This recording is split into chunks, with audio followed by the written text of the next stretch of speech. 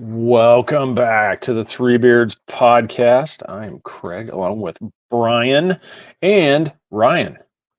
Paul Tremblay has joined us for this show. Chris is on his anniversary, so I told him if he doesn't want to get in trouble, he best not show his face on the show. So he needs to spend time with the wife. So he's a happy anniversary to Chris and Lisa. I hope you guys are having a good time tonight. So we are brought to you by Burt Radio. Go to Mixler.com, set up your account there. It's going to take you maybe about a minute and a half. Follow ERT Radio. That's ERRT Radio. Set thing now. That way you can watch shows like us. You can listen to those. You can listen to Into the Outer Realms with Joey and Dimensions of the Supernatural with Maureen. That's a show. And then also you can listen to his music lineups as well as his driving around the area of Minnesota, and you can watch those two on Facebook as well. So yeah, ERT Radio. Thank you to the sponsor. All right. So tonight we're going to do a recap of this year, things that have happened, things that are going on. But I'll put up a poll here, for some crazy stories, see what everybody thinks, which ones they're going to want to go with here.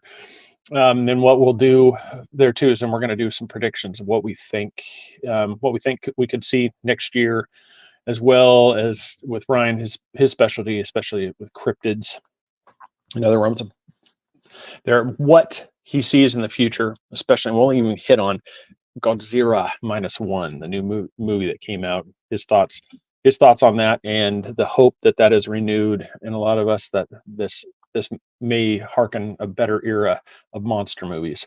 So sit back, we're going to enjoy this one. Everybody put your questions out there for us, and we will be back after the intro, and we will see you next. Welcome to the Three Beards podcast. My name is Craig, along with Austin and Chris. Passed to a new generation of Americans born in this century.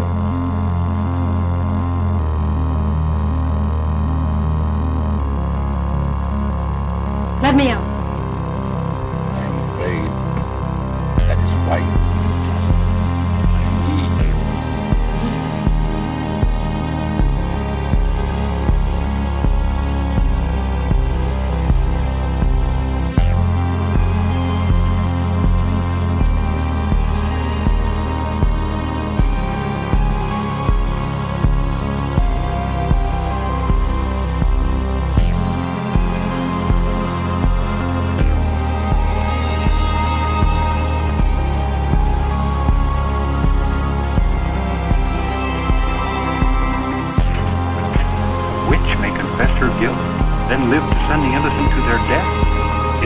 Justice and honor in Massachusetts colony?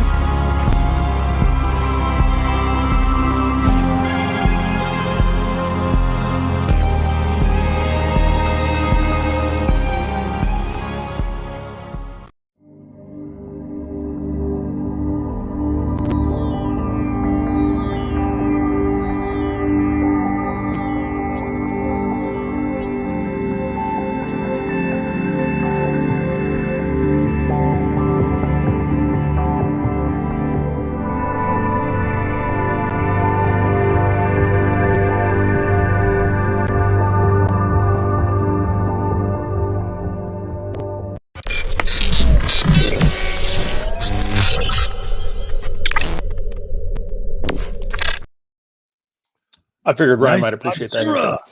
Yeah, nice Godzilla. I figured he might enjoy that, so that's why I went with that one. For me, yeah. Joe. Yes. We are back. So, like I said, Chris is out, deservedly, and he better not show up because I don't want to get in trouble. So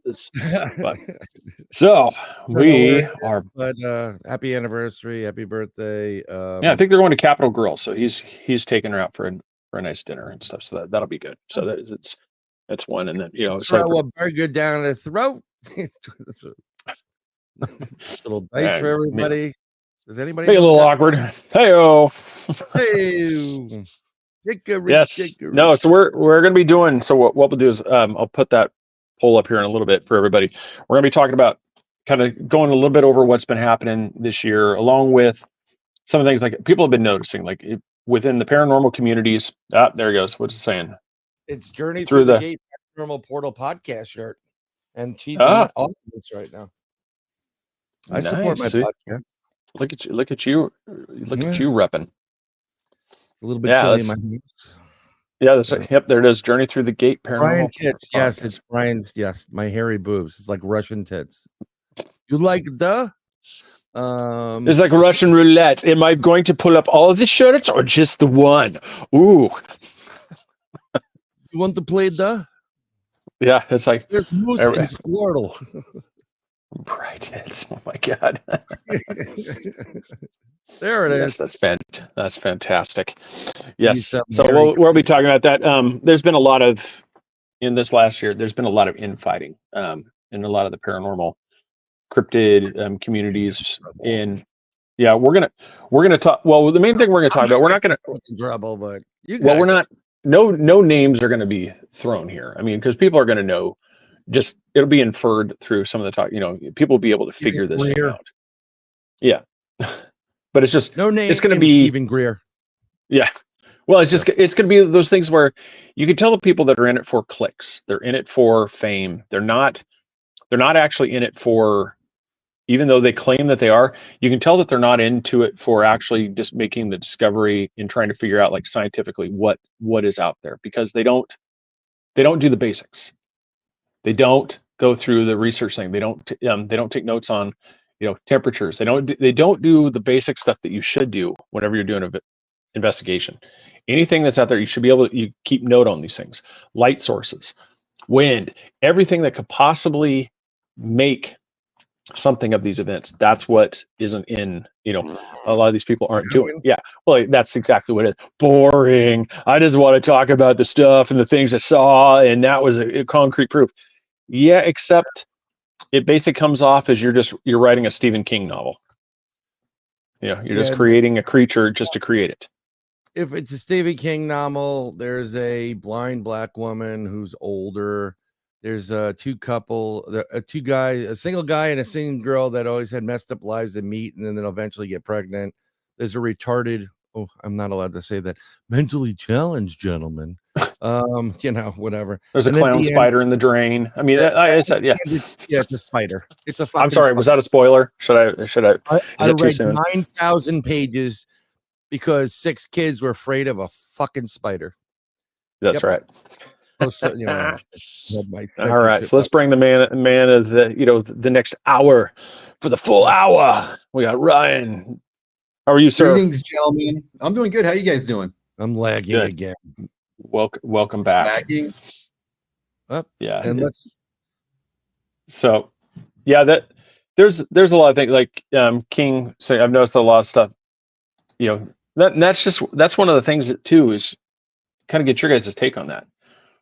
There's never any accountability when stuff comes up and it becomes proven that it's not real or it's nothing. I mean, one of the big, the kind of the latest picture that kind of took by storm was this, everybody was calling a skinwalker from UK photo. Oh yeah. Oh my God. And, and the thing, like I always told people, the first clue that there was something off was the fact anybody that's ever seen a trail cam picture, an animal, you have 2 white circles. That's the cornea part of the eye. That's where the light, the reflection part comes from. The white doesn't show up. It's darker. Mm-hmm. And so a true animal, you would see 2 white circles. Well, this creature, the entire eye is nothing but solid white. The teeth are solid white. I go, that is a first clue that this is not an accurate photo. That should have been everybody's first clue that there's a problem with this photo. But everybody, this was. Yeah. Well, the second clue is he's eating tea and crumpets. So, Yeah. So this was, everybody was, everybody treated this like the Holy Grail. I mean, there were people that were doing, all the, everything from like, hey, she made it. Look at that. April made it. And hey, Ashley, how are you too? Welcome to the show. I'm going to just mention people's names that pop up into the chat room. Yeah. Like, look, Aiden's here, Yeah. What's up, that's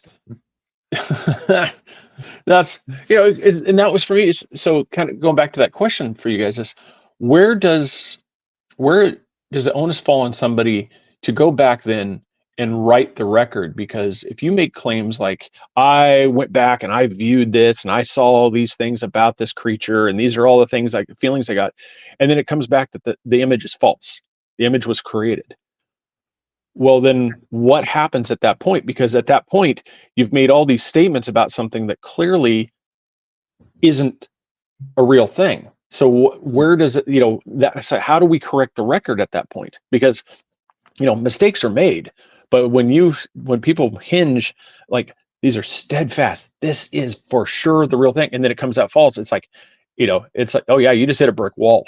Can I comment on that Pretty quickly? much. What the answer would be for all those people that do that? What you just said is one of the most insanely idiotic things I've ever heard. What, me?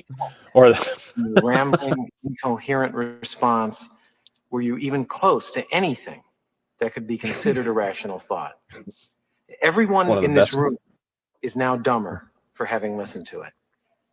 I award you no point, and may God have mercy on your soul. That's your answer to April, all those. Go to Facebook. Go to Facebook. Go to YouTube. Yeah, I'm freezing because because Facebook is freezing. Yeah, Facebook is freezing up for you. Switch over to the YouTube stream. That seems to actually provide a much better, clearer thing sometimes when that happens. I thought it was me that was doing it, or my Google nipple that I have. I have a Google nipple around the house, several of those Google nipples, to try to get the internet better. And then I thought they were just not working.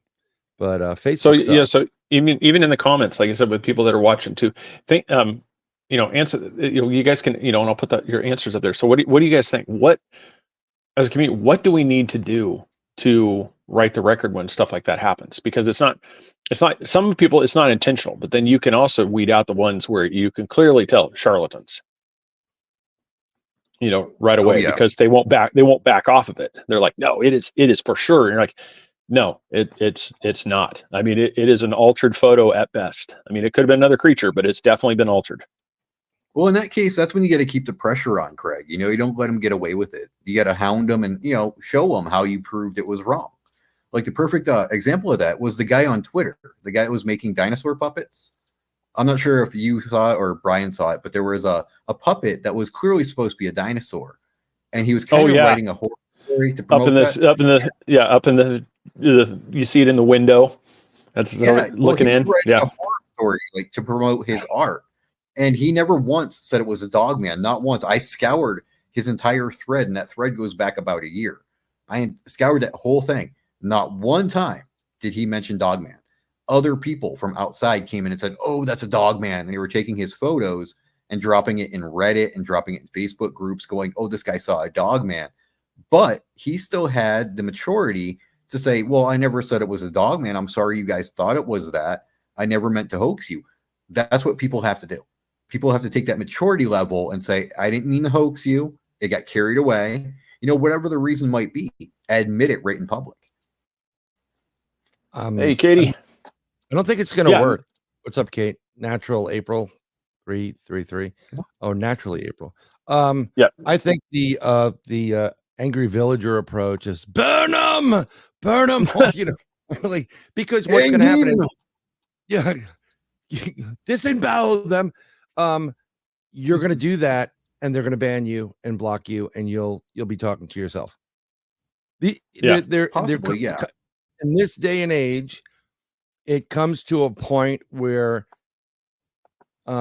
people are so sensitive on their views and, I'm right and whatever. And if they don't like what you have to say, it's like, my ball, I'm going home.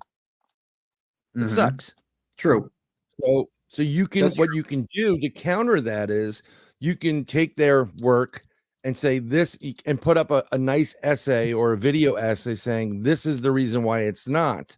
And boom, boom, boom, boom, boom.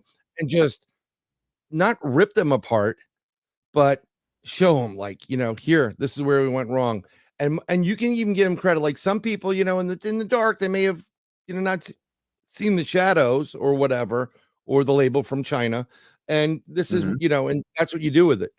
Other than that, they'll just call you, they'll call you names. they'll give you a hard time, and then they'll privately, and then it starts into some like East Coast, West Coast rap battle shit, and then we're done. You know what I mean, it's like, So Joe, here's like, we could go pirate on them, So here's an example, like for people that like when you're talking about that, you can see where it's clearly a circle. That's the eye reflecting it, but you can see the rest of the eye is defined. You can still see the outside of the eye.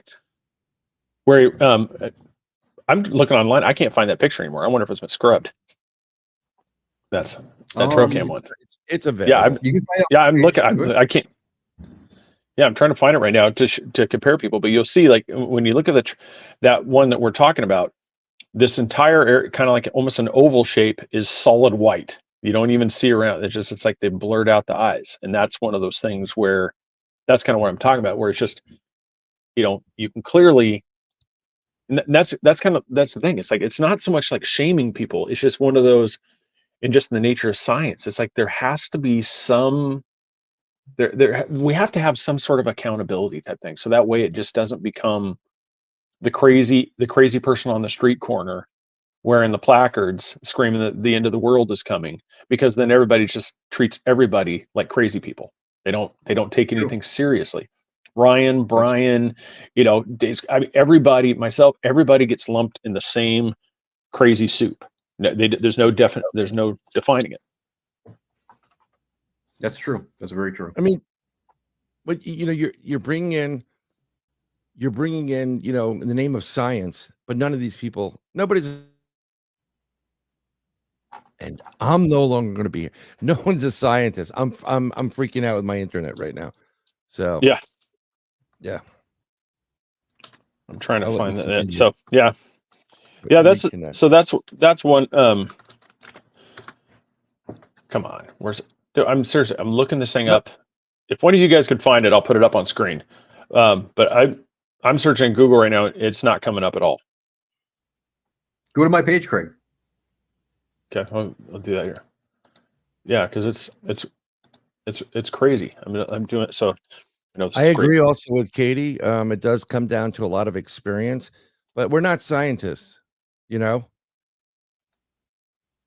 It's just a fact. I mean, we could try to do a scientific method.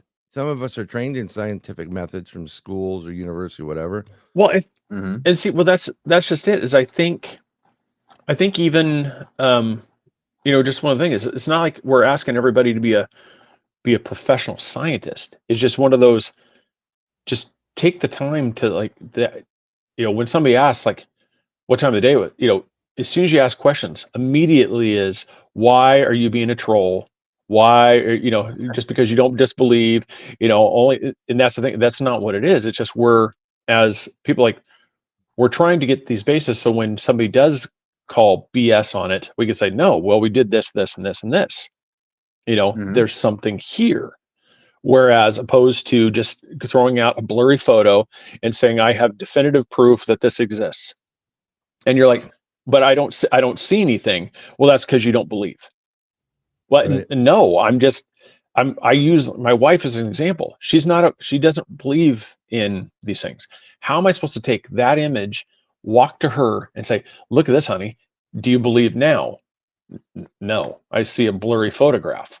And that's where the thing is. There's got to be something to where, and I think, Katie, I agree. I think that is probably one of the biggest things. There's ego involved. Yep. It's about, nobody wants to admit wrong. So I want attention. I want it to be me.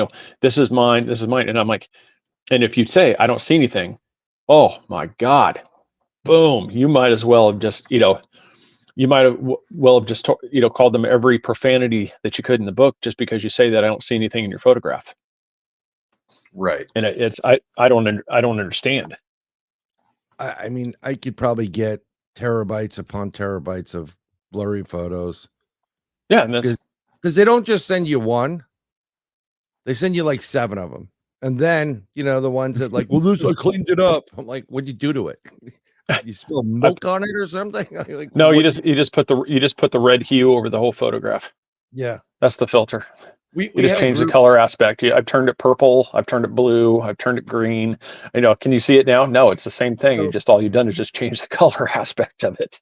Yeah, we had a group in New York State, and they said, oh, we use a special filter on their photos. So what they do is do either pump up the contrast or pump it down. And when you pump up the contrast and you start manipulating with the photo, what happens is, things start bleeding into it and they start taking shape. And it does look in certain instances like a skull or a head or a Bigfoot if you were behind a dark curtain or whatever it is. It was on his page. Yeah, that's all AI BS. So because you can see where the eyes are they're solid white. There's no definition in the teeth. What was that? Look at the fingers, though. The fingers, you can tell from the fingers itself that that's AI right away. Look at the way the fingers are. They're malformed. Isn't it interesting? AI can't do with fingers. It can't do with toes or fingers. Yeah, for some reason. It's very odd that they can't capture that. I mean, because you could easily make the case that was, that could have been anything from a raccoon that they altered on, that they put in through Photoshop, it started changing it. Michael, good evening, King. Like I said, it's like I said, Katie, please do send her that picture. Like I said, we'd love to see it. And that's one of the things. I think the biggest thing for me, really, it's not so much the fact that somebody just says, I found something, because you can't judge an experience, because when somebody's out in the woods and they come to you, and Brian's know this, and I told before the show, I told Ryan that the term I loved from that show was called a soft fact. I can't prove it. I can't disprove it. All I can say is that you have, it's a cool story encounter. And that's where it is. It's like, because if I tell you that I heard something out in the woods, scared the living out of me, and I got the hell out of there. Doesn't mean it did, doesn't mean that it was a bear, it was a UFO, an alien, a Bigfoot, a bear. It could have been anything, but it was just something that scared me, that it was something I didn't recognize. It freaked me out. But the thing you can't do, I can't definitively tell you that it was a 12-foot dog man. And if you don't believe me, then you are, and go off on that person, because there's no way for me to actually prove it, like bring it forth to you guys and say, here's my evidence. I can just tell you, I had this experience. I don't have a photo. Right. I don't have anything. I just have this experience.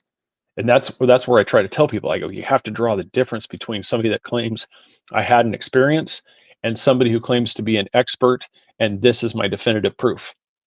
And then you're like, where's your definitive proof? Well, I heard something in the woods. That's not definitive proof. I go, we got to have, we have to find somewhere middle ground, some way to do this thing. I don't, because like I said, people have seen, that's the thing. People have seen stuff. People have seen these things all the time. But, that's one of the biggest things, the big butt in the room. Where is the physical evidence? It's what it is. We've got to come across something. Somebody's going to come across a finger, something that's going to be like, it's going to skeleton remains. Something has to be there. Hell, some fur from a dog man would be marvelous, man. We don't even have that yet. Yeah, here's that picture that Kate seen. This is kind of like, these are the kind of things that, for anybody, you can see it right there. That's on the bottom picture. That's clearly, it almost looks like the face of a cat. But there's no way that could be a cat, because you're looking at, it doesn't match up with a step. There's no body behind it. Yeah, interesting. So so that, for me, that's one of those things. Like those are the kind of pictures. There's something there. You can actually see it. You can and you can look at these things and you can say, okay, now we can go into the part where this is where I like. Now we can go in and analyze something right here. These are the starting points that are awesome. This is the part that you like, because this is something that we can go off Katie's photo. Yeah. This is good evidence. This is pretty. And she said, at the same time, we got a meow EVP. So what this could be, a long lost pet. This could be something, like an apparition right here. That could be one. And that's the thing, is when you have like what she, I don't know. I'd have to download it here. Let me see if I can it could be the Nephilim because that's one of their answers. Let me. I'm going to download it real quick, April, and then I'll see if I can bring it up. Here, while you're doing that, I'm gonna Here we share go. one of my better ones. It's the best evidence that I've ever had. You have little faith, man. And it's really crystal clear. I mean, you can see it. They're all outlined. That's how fast I was at it. See? Oh Lord. Interesting. That is interesting because I got to be honest. If you look at the eyes on that, they look a little bit more recessed. I mean, it definitely has a cat feel to it, but it looks a little bit more. I don't know. Yeah, see, that's the thing. This one, see, these are the type of things where we can have a legitimate discussion of what do you think it is, what causes this, and that's the type of thing. That's where it's like you take, and I'm going to put up the one that Brian put up here. See it? Yeah, see, it's too Bigfoot mating. Yeah, that's. Come see, on, that's the. This is that's two Bigfoot mating, and their son, their younger ones watching right now. Hold on, I thought it was a chupacabra riding a unicorn. What the hell, Brian?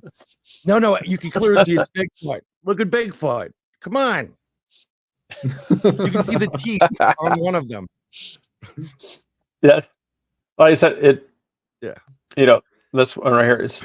They said it looks like a double exposed cat mid movement, and that's the thing. That one is real good though. And see, and that's where the thing is, because now you can. Yeah, go ahead. No, I was just going to say for Kate, what they're doing now is they're not actually creating these things with AI, but they're going to help. They're going to, if you can use AI to clicking better. So that image, which it has some graininess to it because of the darkness and whatever camera you're using, and it's a good shot as it is, but I would run it through like, a cleaning up program on like an AI cleaning up program where it would actually calculate everything instantaneously and then maybe come out with a clearer image. Yeah. Could it be an artifact though? And the best thing is they didn't own a cat. That's great. Demonic cats. I saw a moon, a cow, and a fiddle in your picture there, Brandon. There you go. Well, see, and that's where, like, the debate part for Pete, it's that's what I said. We go back to the ego thing, where too many people have their ego tied into these things, because the debate is like the film Patty. You clearly have a thing. Now we can literally have a debate. Is it a person in a suit? Is it a real creature? We can have this. We can actually analyze these things and go and have a legitimate scientific debate about these things. And there's no, but there's too many people that get personal things like, well, you're attacking. No, it literally, we can get down to the nuances of how does it move. That looks like that would be, a way a muscular creature would actually move and not somebody in a suit. And also, once again, all we have to do is take a side by side with a bionic Bigfoot and that film, and you can tell me if Hollywood can't, how did these guys create a suit that looks like this, but Hollywood can't with a big budget? And I still love that. I still love the Patterson footage as one of the best footages ever.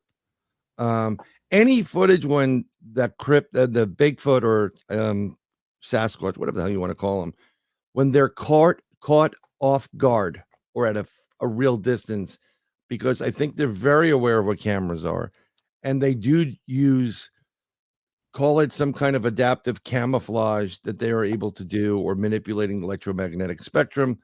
And that's why you're getting a lot more blurriness on these films. Because everything's electronic now. Back when they did that footage, it was all film. There was no electronics involved. And the muscle mass and the movement, if that was now, I'd say now it's all BS because they have silicone suits. So you can get into a silicone suit, you get a muscular person in there, and you will see the muscles moving. But back then, nope. And I don't buy the BS that's going on about it either. So that's a totally other. And here, April shared this one. So you can see, like, this is the screenshot, because what we're looking at is this thing right over her shoulder. Ooh. And so She thought, possibly could be like fairies. See, and that's the thing, is it could be, but when you're like looking at a photo too, this is where when I was talking about the thing that's so critical when people do this stuff, we need to know, did you have anything electronic on behind you? Anything that would have a light source, anything that would have something like a digital, because you have, like right now I'm looking at a sound bar behind me. If I actually turn the lights off, there's a little red light on there that could come up. These are the type of things that when you go, no, there was nothing that had this. There was nothing here. You could even take a picture and show, yeah, there's nothing that where I was sitting that you could see that would have been a light source. And that's where the stuff needs to happen. But when you would talk to people like that, they suddenly get defensive and attack. You're attacking. You're a non-believer. And block. You're like, okay, I'm literally trying to have a debate, a scientific thing. And so, like right now, I mean, if you guys had to guess, what do you think that could be? Well, that could be just off of. Yeah. Say that again, Ryan. That could definitely be a light in the background. I mean, light sources, they can just pick up on camera so easily. So it could be a light source. We don't know. I mean, so April, like I said, if you could comment too, was there anything behind you that was like a light source, or was this something that just you were in the dark and that's what popped up? Because Katie's saying energy. I mean, I said it definitely could be. That's the thing, is we don't. But if somebody would just put a picture like that up there, put a red circle around it, and say, I just captured the fairy goddess. You're like, I see something that it's definitely odd. And that's where. And I'm just using that as an example, that's where the back information is so critical in the research side of these things. Yeah, it could be a reflection too, like Charles said. I mean, you never know. Yeah, and that's one of the things. That's where it's cool. It's like, but it's definitely like by itself, it's a cool looking picture, because like I said, you go back. Mm-hmm. Yeah, if so. I mean, I'd like to know, like, when you took. I mean, clearly you look very happy in it. In the photo. You're smiling. You seem to be more than just smiling for a camera. Like it seems to be. And I look right here, and I would say, like, for the reflection part, I would discount that just based off of what's in her glasses. Why would you discount it though? Well, I don't see anything red in her glasses. Right. It might look red because the light source isn't as strong. It's not as abundant as it is in her glasses, though. When glass is reflecting lights, it's going to be just as bright as the actual source itself. Something behind her might not be that bright. Yeah, she's saying there's nothing at all. So that's something even. So yeah, it's what I like. It could be a solo sword fighter. What you're saying? There's like a Jedi on her, on her shoulder, I mean, with a red lightsaber. I would also have to ask, like, oh, see that the photo. See, yeah, it'd be a broken pixel on the screen. Mm-hmm. Could be that. Yeah, orb. Orb. Oh, Brian's muted. We got no volume from you, sir. So she didn't take the screenshot. It was somebody else that took it. So that's a.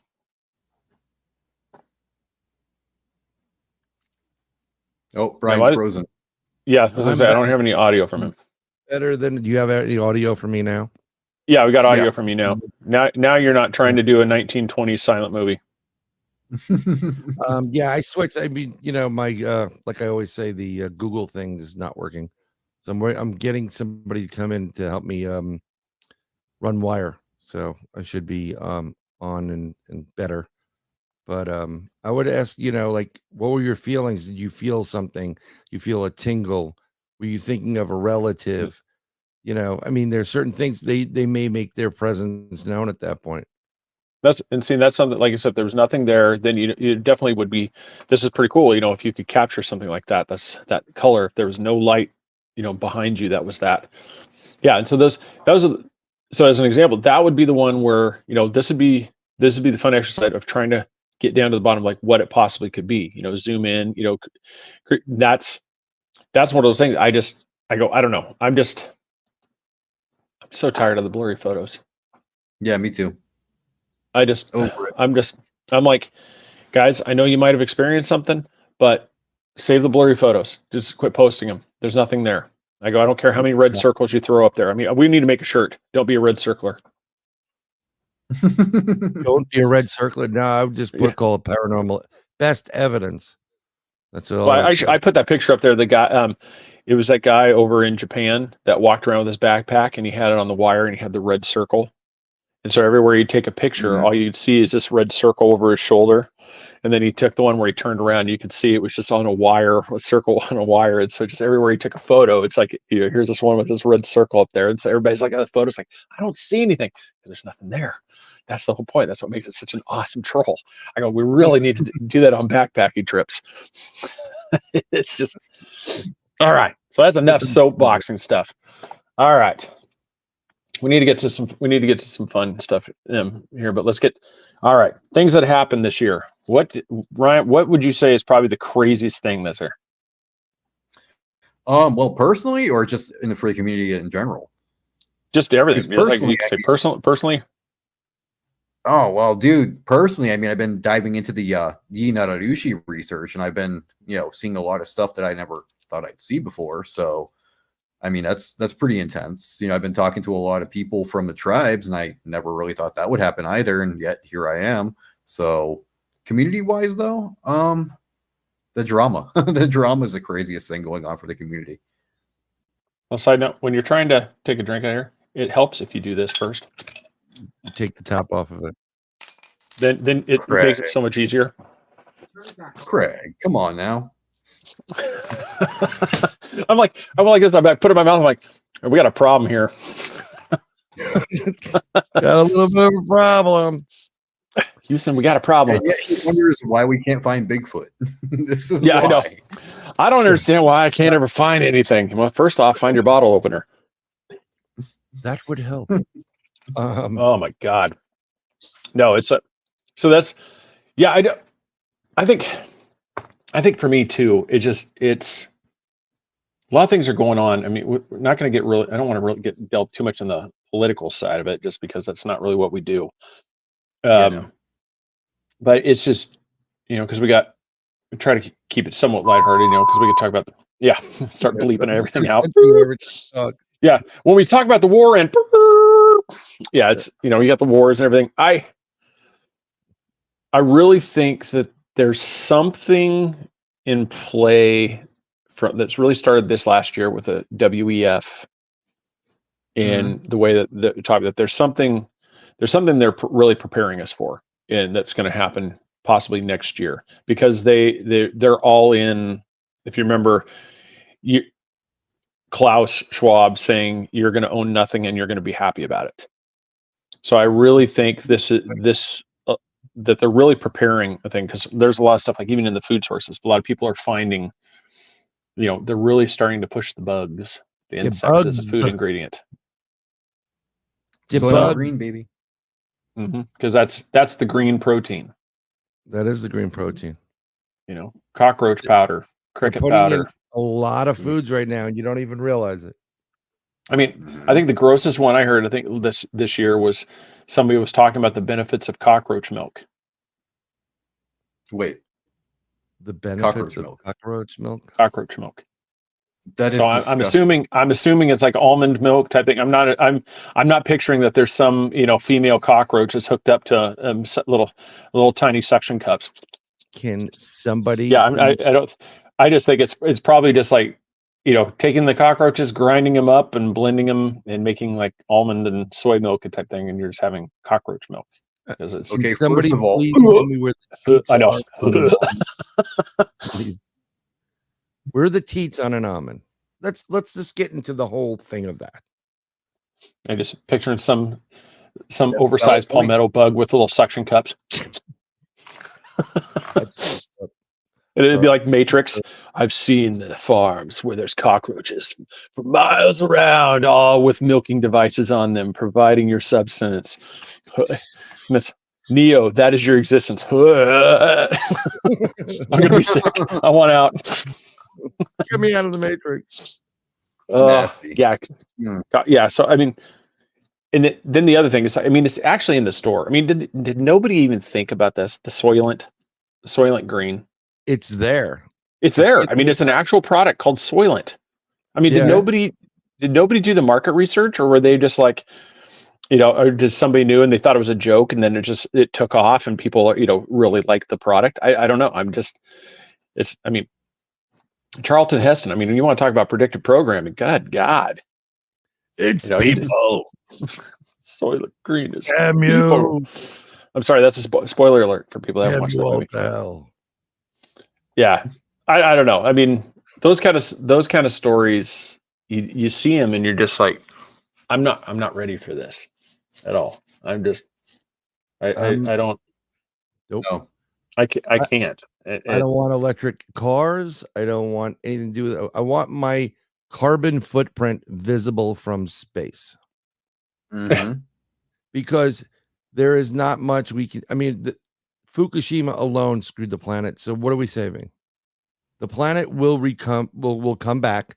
We saw that during the sea event. Everything shut down, and in 6 months, people were like breathing better, and it was nicer, and it was bluer, and the water was cleaner. Yeah, that's what's taking place. These evil SOBs are just that evil. Greg, give me a minute. I'll be right back. Okay. Yep. I mean, along the lines of what you were just saying at that point. So there's a guy named Putin, and he literally declared that globalists, including Klaus Schwab and his close advisors, are legitimate military targets because they have been shamelessly attempting to seize power in a globalist coup d'etat.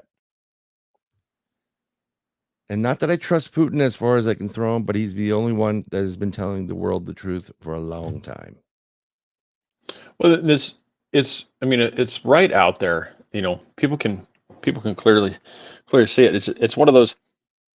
The difference between, like, a lot of people don't understand is the long game versus the now. Everybody's thinking like, what is this going to do for me now? It has nothing to do with now. It has everything to do with what's going to happen down the road. Like everybody, like right now, the problems we're having with automobiles, like finding cheap cars, this goes back to when then President Obama, when they did that car buyback, they gave you cash for your used car.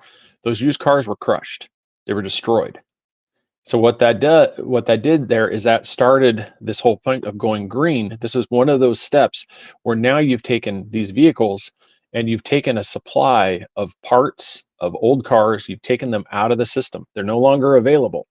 And people are discovering this thing. It's not that the factories can't make anything, just there literally is not the replacement parts for this. Well, that's by design.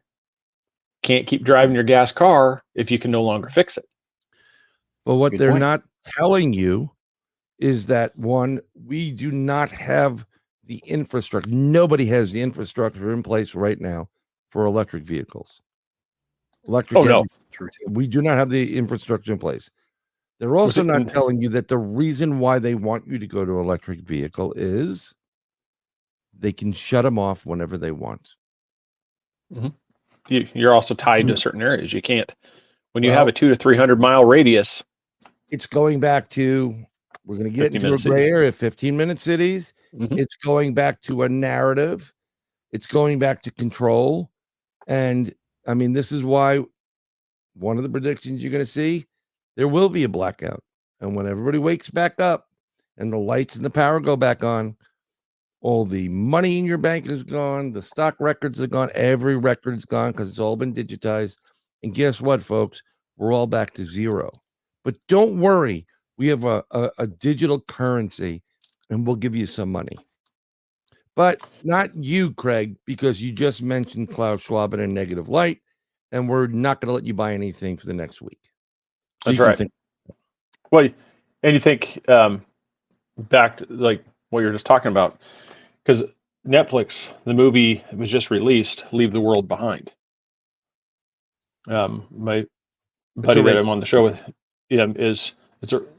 they have that one thing where the scene that everybody's kind of passionate, where it says, "Don't trust white people." Oh, it's the scene. I haven't seen it yet, but apparently there's a scene in there where there's, I don't know if it's a black couple or a black family. They're sitting there and they're talking. When we go out there, it's gonna be hard to trust people, but especially don't trust the white people. and so there's a lot of backlash about that. But this deals with kind of what you're talking about, where there's a cyber attack and things kind of goes dark, and then how do people survive after we don't have this way of communicating. It's like, what do we do? And real quick before we get too far, I think it's Calibos. How you say? Better save that $400 that you're saving on gas. Put that away in a little account, because if that battery goes bad, that is spendy. You're 12, 13,000 at the More least. More than to replace that battery. And I'm gonna let you know a little secret too, that the people mining that are technically slaves globally. They are slaving out people to mine the cobalt that you can get for it, right? Another big source is in a company called Afghanistan, and we left it, and now China has the first end of right of refusal, and we know that they sell their people's body parts. So there's that. And on top of that, you're creating huge holes and environmental disasters, because to dig for the cobalt, and there's no place to put these things. You can't recycle it. There's one guy that's trying to recycle it. You can't. It's just never going to work out. Yeah. And As I just say for the next model, when your battery dies. Yeah, that's what because that's a lot of people don't realize when that battery goes bad. Woo! That is going to hurt. I know somebody who's just going through it right now, but thankfully they have a warranty. But one crazy headline, like I said, I want to talk to. I just came up today, and I'm going to find it just so I can read it verbatim. But it was at I think it's university. I want to say it's in Indiana. They just came out with their findings that they have created where they've crossed computer with human brain tissue to make a functional computer. They've done that years ago, decades ago, actually. But this is the first time they've actually publicly claimed it. Yeah, that's always been a speculation that they've been doing these things. This is the one where the universities actually come out and said, we have integrated, computers with human brain cell tissue to create an operating computer. What was that? Is this how the Borg are going to come about now? Yeah, I mean, well, pretty much. I mean, it's like nobody seems to pay attention to things, Star Trek, Terminator. I mean, these things tell you how this stuff goes. I'll be back. But yet, I wasn't even thinking the Borg. I mean, literally, you just integrated, organics with computer system. Yeah. Well, am I the only one that just doesn't like Elon Musk? I don't trust that guy as far as I don't like him either. There's something real off about that guy. And there are a couple of people online that they'll give you like proof after proof after proof, saying they're claiming that he is the Antichrist. It's a totally other different ball game. Well, it's like I said, like one I'm trying to get him on. Michael Tar, he actually works for SpaceX, and like I said, I really like the things that SpaceX is doing. Right. And I'm really like those things, but some of the stuff that's like really interesting is how he's gone from we have to get off planet because AI is an existential threat to fully embracing AI, and actually, this is the way. It is it's what I mean it was like a complete 180 of where we have to avoid this at all costs to now we're all in. So and that's. Yeah, I'm not sure how that works. Do you understand why he bought Twitter? To get all the information out was the main reason. It's not to get all information out. It's to mine information because his Neuralink needs it. So that would make sense. Would connect. It's going to be connected to Twitter, and all these things are just going to start coming down, and that's how it's going to learn. That's why he wants freedom of speech. Go speak, because the more, the wider the depth of the pool, the better and more accurate your AI can be. Trying to find that article, and I'm having a hard time finding it right now. Watch, it's been scrubbed. Which one? I said I'm having trouble finding that article, and watch, it's been scrubbed. Elon. It's one of those things. It's one of those things where, you definitely want to copy these things before they get done there. Yeah. I mean, he didn't even look like he's ever smoked a doobie before, the way he was sitting, Charles. But yeah. Hey, that was a good episode on Joe Rogan when he was on there. Smoke. I mean, I could put up a green screen Elon Musk telling people to go F themselves if you want. I got that already. But I just there's something about the guy. He's very, very off. He's like beyond off. Mhm. And I just don't trust the bastard. Not at all. I can't express how there's something really wrong with this guy. Yeah, so scientists from the Indiana University at Bloomington and University of Florida and Cincinnati Children's Hospital Medical Center. See, that one's the one you read between the lines on that one. The Hospital Medical Center used pluripotent stem cells to grow human cortical organoids, and that's what they combined with the computer system to make that to where it's actually make the computer system where it's integrated. And that's one of those things that's so coming. It's like this. So the kind of the prediction. Where do you guys see AI really going off? Because they even did a report where ChatGPT is showing it's almost like a depression-like tendencies, like seasonal depression. They're finding out that the AI is getting lazy and not doing what it's supposed to do, and people are complaining that it's getting lazy. Ironic. No, if you're trying to program into an actual, like, the reactions and to get real stuff, then that's it, right? That's what you're going for. Here you go. Yeah. There's your green. Go f yourself. But that's yourself. Sorry. See that it's kind of like you kind of should. That's one of the things too. It harkens back to what we talked about at the beginning of the show with AI and everything coming in. Part of the reason why I really think this needs to be such an important thing is we're getting to the point where you're not going to be able to trust what you see. Mm-hmm. I mean, very true. Things are going to be so well faked that you'll have people that will honestly believe that Brian's out there square dancing with a Bigfoot. And it's going to look absolutely legit, and it's completely fake. Next year, you're going to see me on Dances with the Stars. Here's I'll throw you one even better.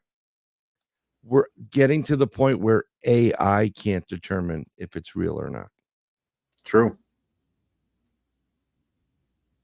Yeah, and that's really messed up. Mm-hmm. Yep. I don't like AI. I said it from the beginning. It's missing a huge component. People like this is with extraterrestrials too. It's black or white with extraterrestrials. There is a huge gray area. They're called emotion. And you can try to program it. You can kind of download people's. They have the ability to download you at this point, but there's a feeling. There's more than one component that makes up that emotion, and AI will never have that emotion. Ever. That's true. Charles, so that's kind of what we're talking about. Yeah. Yeah, that's what it is. You can't convince them that there's nothing there. They're like, no, it is absolutely 100%. There was a creature behind me in that thing. You can see it right here. I've drawn the circle. You can see it's right there. It was chasing me down. You're like, it literally is the sun reflecting on the grass. I go, there's nothing there. No, it was completely there. And that's part of kind of where we kicked off. It's like, I don't know. I mean, it's one of those, we've got to quit accepting stuff as concrete evidence that clearly there isn't anything there. I mean, I'd rather have April's photos and Katie's photos all day long. Yeah. Than blob squatches. I'll give you something that's really, really interesting. We're talking about AI right now, but way back when, my dad used to be a professional photographer. He was also became the paparazzi. He worked for Wide World Photos, New York, which is part of the Associated Press at one point. Okay. he literally sold the pictures of Jennifer Flowers, so he brought down that president. But I used to go visit them in the office, and I go in the dark room, and they have these PCs there that cost almost $2 million. Okay, That's this funny, is a Mark. personal computer, right? And those are 100% real. I challenge you to come down here. I will fight you if you don't think my food is real. It's real food. So the thing is, this is when Photoshop started coming out, the beginnings of Photoshop, and that's you pay to play. So the big boys had it, all the news agency had it, and one of the guys was going in there on the computer with the image and taking the watch off of somebody and putting it in somebody else, and all of them agreed this is going to be bad for everybody. So what do you think? That was decades ago. What do you think it is now? I mean, it's really bad because I've seen the ads. Mark Cuban doing an ad. It doesn't match his mouth, but it's his voice doing it because they have AI for the voice too. Actually, there was another video that I saw where it's all about Trump, and it was from the voice was clearly John Kennedy's voice taken, and how like things are going to happen now, and on that whole Q type of thing, the believability, and people are going to go, that's John Kennedy's voice, right? Yeah. Was like Calvin, like what you're talking about. That's the thing. If people would actually take the time to investigate these things, but they don't. They literally see a picture and they instantly take that as the word of God, and they go into their groups. Boom, my friend just captured this on a trail cam, and this is the best evidence we've ever seen. And then it just spreads like wildfire. Everybody just shares it. They don't. And then when you come down to like what we showed, like that picture again with the eyes and the mouth, if you actually just took the time to break it down, you could stop it right there, but nobody does, because it's like there's a term for it. Maybe you guys can think of it. It's that one where it's like a validation. Well, it's like when you get something that validates your beliefs, your stuff like that, you instantly take it as as literally like the word of God, and this is infallible proof. Bias. Yeah, that's confirmation bias, and that's what it is. It's just it fit all the boxes that you needed it to, and that was all you needed. This is the heavens opened up and it floated down from the sky, and we found the Grail, and then they ran off with their coconuts. I mean, they took the Grail, but it's one of those things. It's not. If I wish the thing is like if people would actually take the time for like a minute, you would actually see a lot of these pictures. You could actually start figuring these things out, that this is definitely a Photoshop. There's definitely things here that there's something wrong that you could find. I mean, like I really like the ghost pants, the Fresno Nightcrawlers, photo of that one in the yard. You can tell that it was, it was faked. I wish it wasn't, but you can tell it was a faked. It was a faked image. I know. I've got the ghost pants over here. It's but right there. So I'll tell you right now, the government, most governments have things where they can detect, who created certain things. There are microscopic little ink drops in every printer, and it prints out a serial number. So when you register your printer, there's another number gets associated with it. And when they scan your let's say you were trying to counterfeit or make P notes or whatever it is, and they scan it, they're looking for that number, that marker. And when they find it, they go right to your door, because you were stupid enough to not only make P notes in your home computer, but you registered the home computer for that extra extended warranty. They do this now with gunpowder. So there are microscopic, it's sold in all black powder and gunpowder now. And there are microscopic tags in there, and they know exactly where it went, who ordered it, where it was sent to. So it makes their lives easier, But I could take video, and I could tell using like a real video based programming. I can look at some of the channels, and you can tell if things are fake or not. There's certain artifacts in there, but we need to have something that comes out, or an official law that says, if you're using AI, you gotta announce it. You can't. Here's like a perfect example. It's like it's hard to see on the bottom picture. This was spread around by quite a few people. That this note, if you look on the back up here in the corner, it says "Hail Satan." Yeah, that's fake. Yep, it's completely fake because all it took is it takes a simple search, and I'll drop this thing because it's one of those, and I'll show the actual in person, by the way. Yeah, it's $10,000 bills. I've seen it in person. And here's the real one. You can see it doesn't say "Hail Satan." They're all just straight lines, and that's what it says. Somebody just edited it, but you're going to have so many people that just run with it, like, "Oh my God, the $10,000 bill has "Hail Satan" on it." This is what, and they craft this entire scenario around. This is why, and they go through these things, and that's where kind of back to where I was talking. Where the red circle, the infamous "Don't be a red circler." Yeah, it's that's where the things where a simple, even if you trust, the most trustworthy source right here, Google, images, as I said, will show you right away that it's fake. And like I said, that it doesn't take much time, but people, they don't even do that simple 30-second search like I just did. So here's the problem, though. So we're all focused on this right now. What the hell's going on while we're focused on it or distracted? What's happening, man? If we're all distracted by these things, and that's where our focus is, what's really going on that we should be paying attention to? Yeah, this makes me feel old. Alan. When people treat the $2 bill like it's fake currency, that just makes me feel really old. I don't even know why they don't just take those out of circulation. Nobody uses them. Do like Canada, start making it a coin. Make it a coin? Nice. Yeah, the toonie. Yeah. I know somebody that actually did pay for it in a McDonald's, I believe it was. I don't know them personally. It was a story. And he paid for the meal with like $2 bills. And they said this is fake money. And it got to the point where the guy got arrested. And the Secret Service were called in for, because even the police didn't believe they were real because no one's seen them. The $2 bill, I know. Yeah. So he was pretty pissed off that day. Well, we thought it was a novelty thing. Like, we went on a cruise and that was one of the things, like when somebody brings us a drink, we'd hand them $2 bill, we had, had a little stack of them. But then the same thing, it's just like, how many of these poor souls were getting harassed for trying to pass big money because we're giving them a $2 bill. This is bogus money, man. It's just, all right, let's get to get paid a lot for them now. Godzilla. We got the picture behind us right here.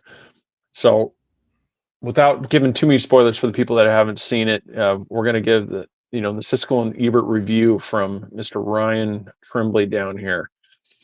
All right. What are your thoughts on this? Well, I think it's about time that we went back to our roots with Toho, and they delivered big time.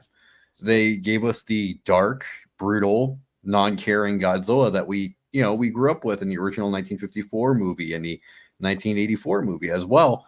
And they gave us really good human characters that we could actually relate to. We felt sympathetic for, and we actually felt worried for them.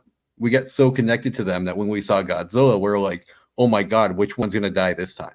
So Toho just knocked it out of the park, dude. It gets 2 thumbs way up for me. Because I haven't seen it yet. And so I'm just, in my mind, when I saw it, I'm hoping that they go back to the scenes of like the tank models, rolling down the street. Yeah, because that was that.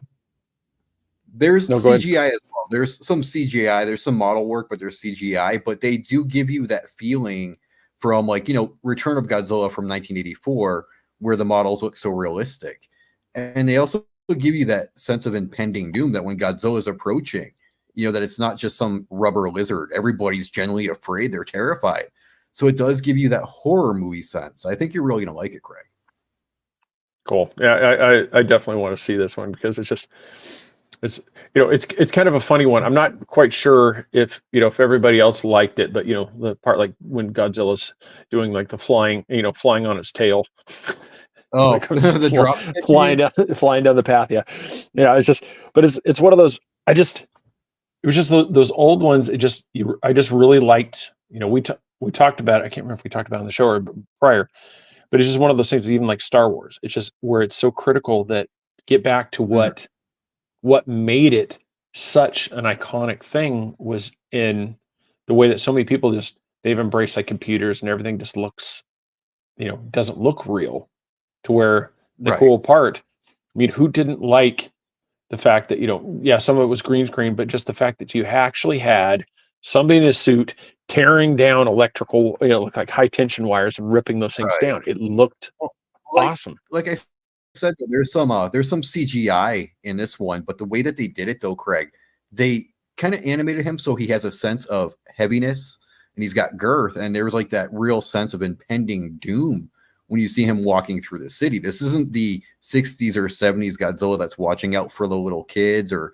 trying to avoid hurting people. This Godzilla is out to hurt whoever gets in his way. So you're really going to love that aspect because he goes right back to his dark roots again. Because I saw a photo and I was thinking it's the one where it looks like he's in the water with a fishing boat. Is that from the new movie? Yeah. Because it's like that one. That looked like, if I can find that, I'll put that up on the screen, because that looked like a really, really cool, image. And what I will say too, though, is like they did something different here, though. Like we see Godzilla get injured, but we also see the injuries healing. There we go. Mm-hmm. Sorry, I had to put him in.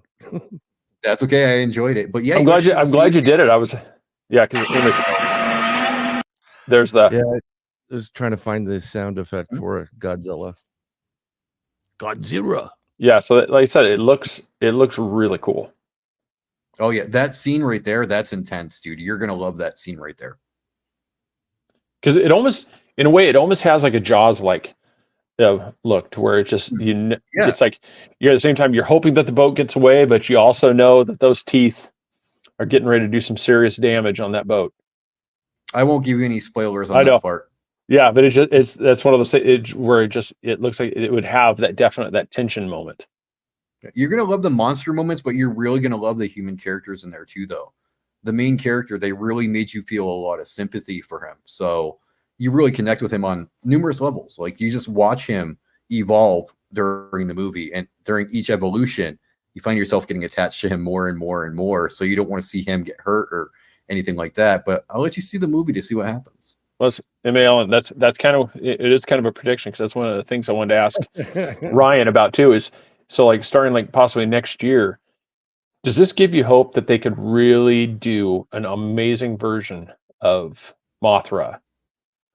Yes, just to where we could actually back to the, where it was like the giant butterfly, moth type thing coming down, but where we could actually have, a really cool version of Mothra instead of. I hope so. I mean, whenever they bring her into the American movies or whatever, she's always a supporting character.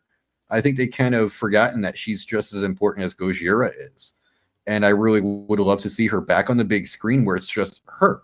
And she's the star of this film, and you get to see how powerful she is as well. She's the yin to the yang to Godzilla, man. They're both powerful, and they're both very important monstrosities from Toho. And that would be because that's when I saw the way they were doing this, I'm like, this is the way that Universal, where they started off with Tom Cruise as the Mummy. They tried. I think they really failed. Oh my God. If they had actually gone, I think if they'd gone more this route, kind of back to like the 1940s, 50s, you don't have to go the crazy, you don't have to go the comedies thing like the Abbott and Costello. But if you actually would go back to the monster thing or somewhere like Creature from the Black Lagoon, if you'd actually do that if you had done that with the Mummy, with these things, I think you could have actually had something there. Well, their mistake where there, people though, would have fallen in love with it. They didn't capture the spirit of the old movies. If you do a reboot, a remake, or whatever, you have to capture the spirit, especially of a monster. When you're making a monster movie, everything hinges on that monster, okay?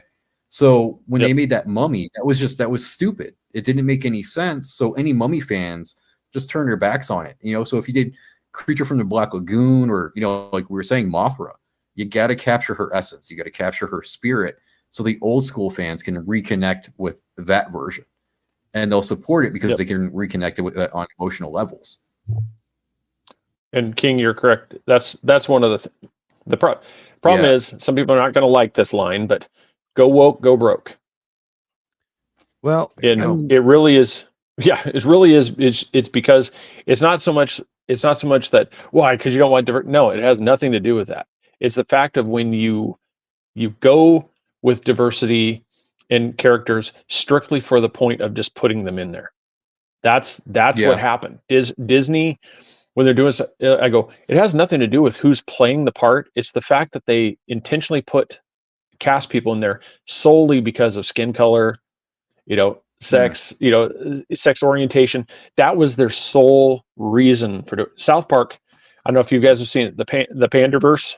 Uh-oh. Oh, yes. Turning into the Panderverse, they rip on Disney thing where it's the same thing. They rip on that thing, and that's what it is because it has nothing to do with it. I mean, because like if anybody's a Disney fan, The Princess and the Frog, awesome movie.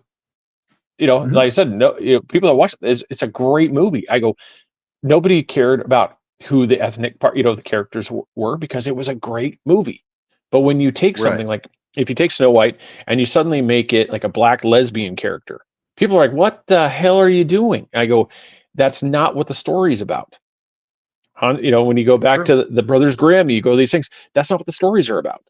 I go, if you keep these things, make an original story, nobody's going to care. They don't People have are going to watch it. Idea. They do not have an original idea. And they've gone so far. If you've seen some of these movies that are coming out, they're releasing these movies like Soul, which is the same thing that was released. It's the same, actually, everything from a previous movie. They just changed the character. So they'll release Moana, but now it'll be an African princess, and then next it'll be an Asian like East Asian princess, from India. That's all they're doing is just changing the color. It's kind of like playing Call of Duty. Remember, after a while, you were like, well, dude, I just played this map. It's the same map. All they're doing is painting over it. And they're not changing it. And they think everybody's idiots, but people are waking up to it. Yeah, April, I agree. Like I said, who didn't like the Firefly character? Come on, the Lightning Bug character was awesome in Princess of the Frog. Like I said, it was yeah, those Disney guy. You're a yeah, Disney those are the guy.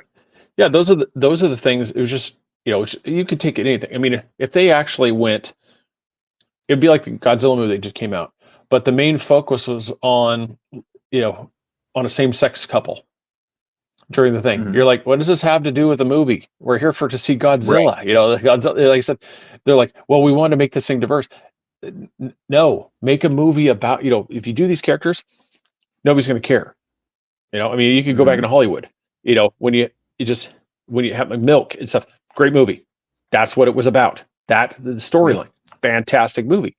I go, but if you suddenly, like I said, you just throw that in the middle of a Star Wars movie, everybody's like, this is supposed to be, we're wanting to see blasters and laser swords here, people. That's what we're here for. That's it. Yeah, like really weird creatures, and that's it. I don't want any type of gay romance or. And I know they're not called laser swords. I just do that to trigger people. Well, yeah, you were triggering me, Greg. That's not fair. Oh no, I have lightsabers all over the place. So trust me, no, the laser swords was just strictly to. Goes back to the whole all that Japanese anime type art, right? And they use it in everything now. It's that one character like Yoda's like, doing the kung fu move on the ground. I'm like, I'm done with this. Or the way they land, it's the same way, one knee. I'm like, dude, enough. Yeah. Right in the original script, all they do is Willy Wonka and the Chocolate Factory, I'm just going to go old school. The original one with Gene Wilder will always be the best. However, it was redone by Tim Burton, who's a crazy bastard, because he remade a movie true to form to what the author wanted. There's the difference. He did. Okay, and when you're doing something, when you remake a movie because you want it to go right to what the author was saying and thinking, I'm fine with that. All they keep doing now is remaking the same damn movie. Well, Katie has a great point. But that was the thing with Ghostbusters. The one where it was all female cast, that was so bad. That didn't work because it was done strictly for, it was done strictly based off of, we need to have this in the movie. There wasn't a great story, it wasn't a great crafting of a story. When was it the made? next one, the next one that came out, Afterlife, that was what gave a lot of people, like in the Ghostbusters things, hope, because now they actually created an actual story. It was based off the story. It wasn't tied to, let's make sure we check all these boxes. Yes, they had a diverse cast, of the character, but if you notice, nobody really cared that there was, that they had, there was an Asian kid, there was a black, nobody cared about this because it made sense. It was part of the story. These were kids in school that just suddenly discovered ecto, and like suddenly they're like, oh, this is cool, and they found all this stuff. The storyline worked. Yes, they lifted, it was kind of the same repeat of, it was just a repeat of the first movie. You had the same monster, you had the same thing coming here, but it was just, they still crafted. I'm waiting for that cat to pounce you. I really am. I'm just flying. I mean, flying leap off the thing behind you, just maul you. I'll tell you, one of my favorite characters was always Han Solo. Okay, that movie they put out was garbage. That's my 2 cents. It's absolute garbage. The Solo. When Solo was terrible. When they try to make it so that little kid was in love with the princess, and Natalie Portman, it just didn't work. It just, none of it worked. But what Ewan worked? McGregor Rogue was One. Freaking awesome in that. Rogue One was amazing. Rogue One. That was the opposite of Solo, because that's is a perfect example. Rogue One was about the story. It had zero to do with these people. We're hitting these boxes. It literally was what Star Wars was about. The rebels, how they got the plan, boom, and the way they put it literally to where Episode 4 takes off with the Corvette being chased by the Star Destroyer. It makes complete sense. It was, a continuity was there. It was perfect. Right. Yep. But they get, what they do is they get the director of the month that they want, and he's going to make a movie. They do the same thing, all the same crap with all the Marvel stuff. I'm a comic book guy. I love comic books. One of my good friends, he actually drew for Marvel and DC. Okay. Known artist. My other friend created the digital version that everybody's using, that Marvel used and now DC's been using for years. He's the one that started them on it. So we had a great comic book, and there were some crappy comic books, like the Pope comic. Gotta be honest, bad plot line. But Pope John Paul comic, number one, but there were some series that took off, and then there were some crazy series like Captain Carrot and the Zoo Crew. Okay. Oh man. That's an old school one. So, or Camelot 3000 was great story, great new paper. It looked really good. They started switching papers and ink, but now it's the same crap over and over again, and the only difference is, who they're going to get to play Cyclops, or who they're going to get to play, another character.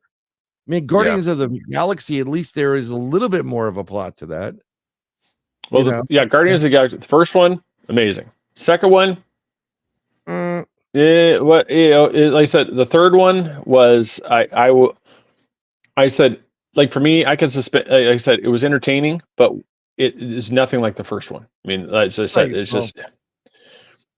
Same way with Doctor Strange. Right? Doctor Strange, the second one was such a letdown compared to the first one. Yeah. Big time. Well, like Star Wars was great. The opening scene when you hear the craft, the big ship comes in, you're like, holy shit, we've never seen this before. How dare you, sir? And then you get Empire Strikes Back, right? And then eventually you get, which I think it was a great movie. Then you get to the freaking Ewoks, and I'm like, what are you doing here? Calvus, it would never be made. Blazing Saddles is probably one of the greatest movies ever. I mean, there's a ton of movies that he created. Don't quote that movie anymore. Young Frankenstein. Well, good morning, man. Ain't it a lovely morning? No, I'm not going to do it. Oh no, I just love the whole walk this way. Yeah. It's just, Young Frankenstein. one thing, like, with Mel Brooks, while you're mentioning there, that thing I completely forgot, Spaceballs. One of the terms for him being able to do that is he could not sell merchandise. So that's why the scene was there with Yogurt when he started showing all the stuff. Merchandise. Yeah, so that's why you will never get Spaceballs the flamethrower. It's because it's like it was an agreement with George Lucas at that time, Star Wars, that they would never make, because they're worried about the figure, the figurine, those things would sell like crazy. He was I was mad started all that. Kid. When I learned there was no merchandise for Spaceballs, I was so angry, man. I was like, what? No toys, no flamethrower? Oh, they lied to me. Yeah. No, you can't. So, true. Yeah, you can't. And that was one of the things about it. But yeah, those movies right now, because of the PC culture, could never be made. Oh my God. Could you? I mean, them all sit through it. we should all thank Ben Stiller for the balls that he had to make Tropic Thunder. That is the closest thing to Blazing Saddles that we're ever going to see in our lifetime. What do you mean, you people? Yeah, I just that movie can't even be made today. I mean, that's no. That is with Simple Jack in it, and like, oh my God, it's just great. Another great movie. Does your guest have notes that we need to get to? No, this is us, man. Unscripted. Have you seen a pack of Trojan here? Sorry, saw my last one. Spaceballs, whatever. There's a ton of those. Well, kind of, I don't want to like predictions. So let's get to what do you guys see coming up in the next year? I mean, honestly, do you think they're prepping us for something? Because I see stuff like solar, the solar flares. Like, I think we're going to have some disruption. I don't know if we're going to get back to like the 1800s where we had that, where the telegraph wires melted to the ground. I don't know if it's going to be that bad, but I know they're definitely all these subtle things that they're definitely prepping us for. We're going to have communication disruption. Oh yeah, definitely. It's one of those things. I don't know. I just is looking at the thing. It doesn't seem. I mean, stuff happens all the time. I mean, they're even talking about it's like basic things. I don't know. I think in the cryptid field, man, I think there's gonna be more people waking up to the hoaxes and to the AI garbage. I mean, you see it every day now. People are starting to call out the hoaxers, and I think more people are going to fall in line with that. And I think that's a good thing. I think that needs to be done. I think if there's people, listeners out there that think, oh, this guy's full of it, yeah, by all means, call them out and let them know about it, man. Let everybody else know about it. Yeah, when we were talking about in the beginning too, there's a huge difference. I said, you don't have to, there's no reason to like bully anybody, stuff like it, name calling or other stuff. I mean, it's just simple. Just ask for, the basic, and just thing. I mean, it's not hard. It's like, what time of day was it? I mean, these things aren't hard questions. I mean, just ask these things. I mean, I think that's so far better than just, just comment, you're full of shit, and type that thing in there. I don't think we have to go that far. I think we just literally have to, just start demanding, that the people that present it, if you're going to say this is absolute proof, you got to back that up. You got to show why this is absolute proof. You can't just, I use that example. What was it, 2 shows ago? Where if you discover your element, you kind of need to show us how you develop, how you discovered that. You kind of, the onus is on you to prove that, not for us to figure out how you did it. Yeah. And I think people are starting to open their eyes to that, though, Craig. I really do. I think slowly but surely it's starting to trickle down, and people are starting to realize that we can't just accept anything and everything as evidence. It's going to take some time to get there, but maybe next year, who knows? Maybe more people will be doing it. I hope so. Calvis, I really hope so. I'm still one of those ones. I don't believe that. I mean, I do believe we've been in space. I'm still one of those things. And I will admit that NASA's comments, like we don't know how to get to the moon now, and we don't know how to get past the Van Allen radiation belts, are huge problems for those of us that believe that we made it to space. Because I go, how when you see him on the interview saying, well, we don't know how to, safely get there.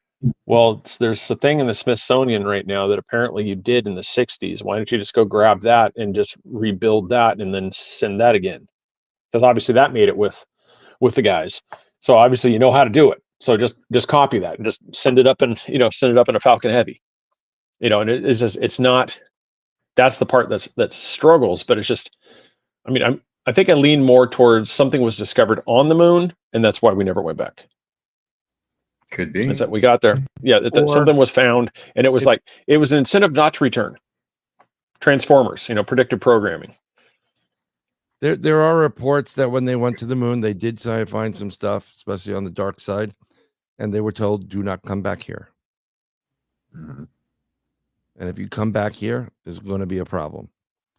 And you got to think about that, because if there's already somebody there and you think you're tough because you came up with a couple of, like a box made with duct tape and some chicken wire, these people have a big city there. Yeah, I would probably not go back. Yeah, might be a good idea.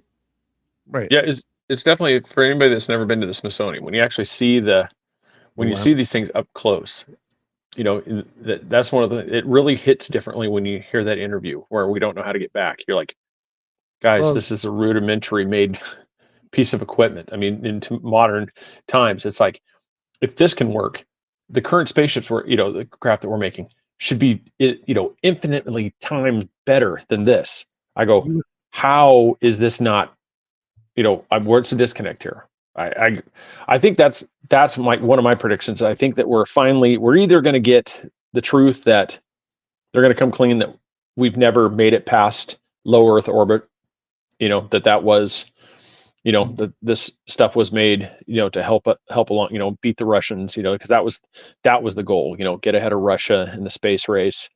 But you see stuff like what India, I think it was it India and Israel just landed on the moon. I think it was Israel that, the rover that went on there. I've seen some videos from the Indian one. I got to be honest, I've seen better CGI on Saturday cartoons. Okay. No, that's the thing. It's like, did they, it doesn't help, but it's one, I don't know. It's hard. It's hard. It's like, with all the equipment we have, how hard is it to turn a frickin' camera around and take a picture of the planet so we can finally put this flat Earth thing to rest? Look, it's a ball. Look, it is round. They won't believe it. They'll say it's some kind of NASA mumbo jumbo graphic, whatever. Oh yeah. I think we're gonna have bigger problems than that we have to worry about. I don't think 2024 is gonna be good for anybody, to be brutally honest. And I think he says it right, because that's the thing is you can see, we can shoot a laser at that, that mirror, and it shoots back, for the measurements. I mean, so something's there. I mean, as I said, unless they just found we lucked out. We found a really shiny rock, and that's what we use as a measurement. It's like that's one of those things. It's like we have this up, we can see these things on there, but it's just one of those. I don't think, the reason the rocket's curve is that's because it hits the dome, and that's what no, it's because you don't have enough fuel to keep going straight. At some point you have to curve, so that way you can get out of Earth's gravity pull. And that's the whole point, the reason why it goes up and then it starts to curve over, because it's just like a plane. Plane doesn't go straight up. Plane takes off and it just slowly climbs. So there are certain things that I've always, and I studied astronomy and physics and some other stuff, and something that always, when you questioned, if it's nighttime on the other side of the planet when you can see the moon, why is the moon visible during the day on this side of the planet? Yeah. And that's always, and I said, thinking in my brain, the only solution is there are two moons, two exact moons, and they kind of go hand in hand with each side. I don't think I've ever heard this theory before.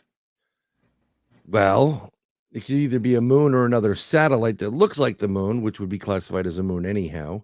And that's why there's certain That's why, like, when it's dark right now on the East Coast, and they're on the opposite side of the world, they can see this. They can see the moon shine out because there's another moon. Yeah, that's what. Yep. Yeah, that's what they say. It's like curved because of the firmament. Firmament. Yeah. No, I think one of the things too is it's like that. Especially when it comes to the moon, that's one of the things. Like when Flat Earth, they talk about that. I can't explain that one.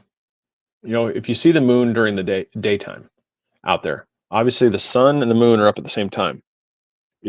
How it has phases is beyond. That's the one in my mind.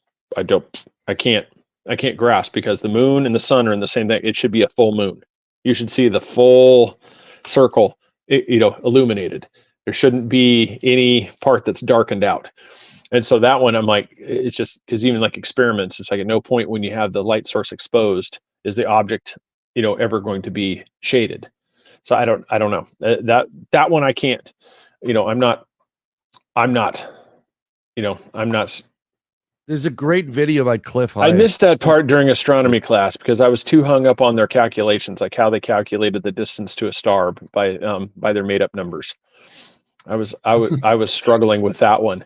If I take the difference of here times the circumference of my shoe, and I was just like, and this is how we know the distance between here and Zeta Reticuli, and you're like, I'm like, we've never actually measured this distance. I'm like, and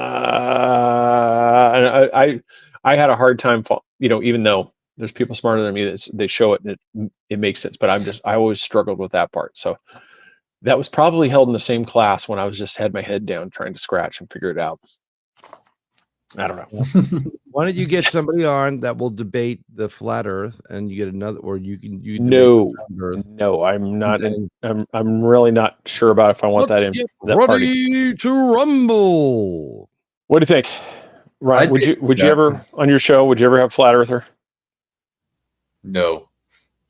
Yeah, I just couldn't do it, man. I'd lose patience. I'd try to be nice, but after a few minutes, that be done. I couldn't do it. There's just, there's certain things they're saying just don't add up. It just doesn't add up. They did they had a laser test for 27 miles, and that proves that the Earth is flat, not round. Nah, it doesn't. No. And then you have this reflection of light where you get the rainbow, and the reason why it's on an arc, it's because there's a filament up there, and it's coming. I'm like, these people are pretty creative with their concepts, but it just still doesn't make sense. They're missing some points. Yeah. Yeah, no, I couldn't do it. I was in a supermarket, and these two kids were talking about one of the college classes they took, and he got in trouble with one of the teachers. He kind of got a bad grade because the teacher says, and he was thorough, there's no such thing as gravity. No, Alan, it is real. That was more of a tongue-in-cheek joke that I was just, like when I was learning it, where I was just like, my head was like, I'm just, astronomy wasn't my favorite class, in college. Yeah, but yeah, it's not looking at stars; it's actually doing calculations. Yeah, I think probably one of the only ones where I kind of gave them a valid, that where why would they hide the fact that we're a flat Earth? It's because it would prove the existence of a higher power, because that would prove that we're everything else is round while we're a flat surface. Because that's why I was like, that's as close as I'm going to go. Like it said, yes, that would prove that there was a higher power, because why would everything be one way and then this would be completely different? I go, okay, I'll cede you that part, but I go, the rest of the thing is just, once again, why would we be the only ones? It wouldn't make any sense. Yeah, why is this the only planet? Where's Mercury? Where's Mars? Where's Jupiter? Right. Jupiter's all gas. They're never going to have a good structure on there. No, the other prediction, one of the things for me is like we're going to find out is really a lot of the stuff that's going on between Bezos, Musk, with Blue Origin, SpaceX and stuff is going to come down. We're in a modern day gold rush. It is who can get there first to start mining the asteroid belt. Because the first person to stake claim to one of those asteroids and get it is King Supreme. You will then become omnipotent, powerful. Because there's one asteroid alone that they have identified that if that was to be captured and mined, it would crash the economy of the planet Earth. All economies would cease to function because of just the sheer value of that asteroid. Wow. And so I think that's what it is. There's so many things out there. It's like, you grab an asteroid where the majority of it's platinum. I mean, cobalt, nickel, gold. I mean, it's all there. Yeah, but It's time to get off the asteroid. You got to be able to have somebody to back you up to make the claim.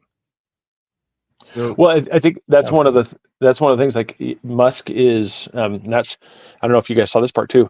He's been having a lot of meetings lately with Pentagon because one of the things the Pentagon has been going. They've really been talking to him about using spaceship as a cargo deployer. So say we're going to go to some conflict, like say back, like now, like if we were to go back to Afghanistan, so we could move things this way, or we could have something like Starship launch in less than an hour later, that cargo is in place. 100 tons of cargo, boom, it's on the ground. You already have it. So you could have these things just like that, transported. So instead of it taking a day or two to get the stuff there, via these things, you're talking an hour. Launch, boom, it's there.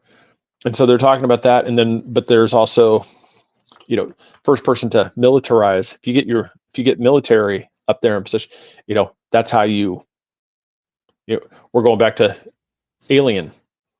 You got the company, you got the merchant marines that are on there, so that's one of the things. So then you'll basically have those spacefaring marines that will be the ones that'll be the enforcers of these things. That's where we'll have, once again, predictable Space Force. Everybody thought Trump was a joke for doing Space Force. That was admission that this is coming. That's why we had to create this division, is because we've actually got the basics already going, because this is what's coming. It's the new battlefield of space. no. Because we're gonna, like right now. Did you see? I think it was last week where Russia, Putin said that it's within his rights to take out the Starlink satellites. Yeah, he can do that. No one owns space. And shut them down. But it's one of those, and that's when, people say it's like that, and it's just at the same time, it's like, when what does that stop? Where would that stop from? Like China taking them out, us taking them, taking out satellite, just going there. Then does it spill over to a battle on the ground?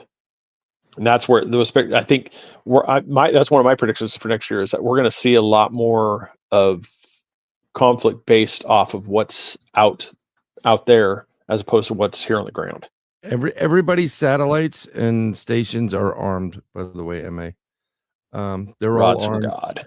They're armed heavily, and they do use them, and they do take out other satellites. It's been done. So they use lasers. Freaking laser beams. Get the cat in your lap, Brian. So, yeah. Are they ill-tempered? Are they ill-tempered sea bass? Look what you done to Mr. Bigglesworth. They do use God, dude, that's one of the ones. It's like we were unable to, anticipate the feline complications. Look what you done to Mr. Bigglesworth. That's great. The details of my life are quite inconsequential. Yes, that was some good comedy right there. I love those movies. I think I think it's actually one of the best characters he's created is Dr. Evil. Oh yeah. Yeah. You're gonna have a problem coming in very, very soon where, forget Elon Musk, you are going to have an interaction with actual extraterrestrials on this planet. And then the shit's gonna hit the fan. It really is. What about Black Swan events? I can see those. They're coming. Mm-hmm. They're prepping you right now with the coronal mass ejections. They're prepping you with the big China, what do you call it, hack. It's around the corner, and it's going to be like another event where you just gonna be like, nope, stay in your homes, and then people are going to really go nuts. Because I don't think there's any person in America that's going to stay in their homes and take that again. I don't think that's ever going to happen. No. And I think we're brewing with a civil war right now, big time, because all the news and the truth is coming out. People are waking up to the lies, and now they're getting pissed. And you're not going to, like, all right. Well, okay, yeah, we'll deal with it. They're pissed off enough that they're willing to go global and tell you either do it or we'll do it. So that's where the problem is. Not in my hood. Yeah, it's pretty much. I've got a lot of predictions. I don't know. I mean, there's been that thing.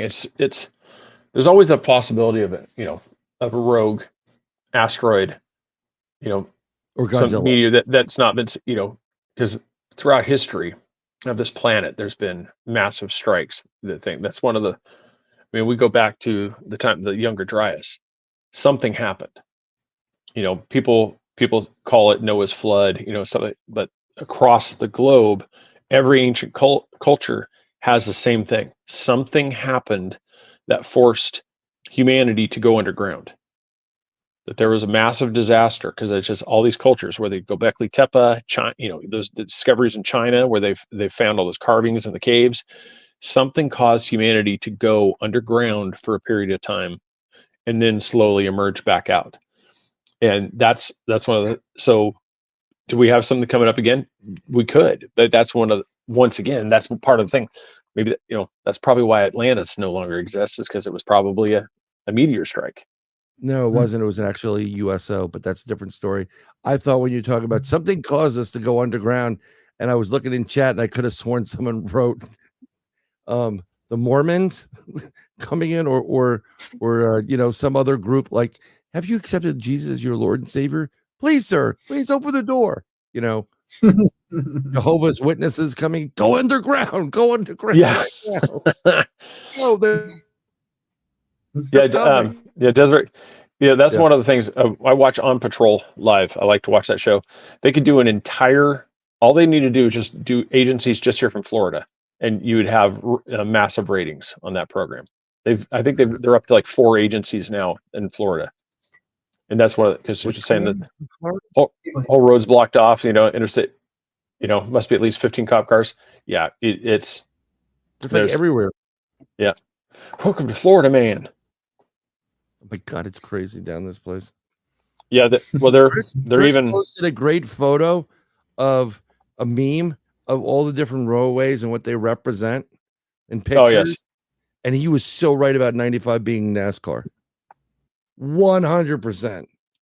I mean, I was going 89 miles an hour going into Palm Beach County, and someone was like, right next to, like, what the fuck? They were going super fast. Yeah, Mother Nature's water broke. That's one of the. I'm not sure who taught. I'm not sure where I saw that. It might have been on one of your posts too, but it was about the flood too. One of the problems with because I think it might have been about that, where religion ties in with these things.